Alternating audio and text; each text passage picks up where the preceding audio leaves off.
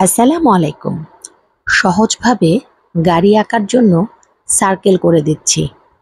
দুটো সার্কেল করে একটা স্ট্রেট লাইন দিলাম, তারপর উল্টো ইউ।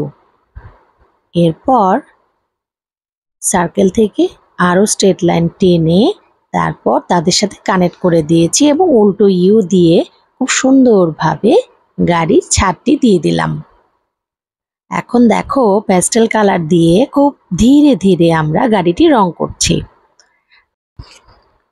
তোমাদের পছন্দের যে রং, সে রং দিয়ে তোমরা গাড়ির রংটি করবে, কিন্তু ধীরে ধীরে রংটি মেশাতে হবে যেন সাদা অংশ না থাকে। ছোট বন্ধুরা, গাড়ি ছাদটি দিয়ে দিলাম, তারপর জানালা হালকা নীল রং দিয়ে দিচ্ছি।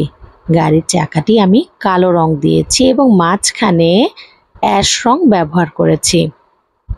এরপর আরেকটি ছোট্ট বন্ধু বলল হলুদ গাড়ি দরকার, তার জন্য হলুদ গাড়িটি সুন্দরভাবে রং করে দিচ্ছি। তোমরাও কিন্তু ধীরে ধীরে রংটি মেশাবে। গাড়ির চাকা দিলাম, রাস্তা দিলাম, তারপর জানালার কাজটি হালকা নীল রং দিয়ে দিলাম।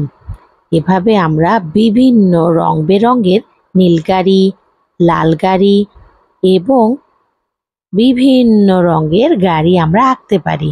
ধন্যবাদ বন্ধুরা।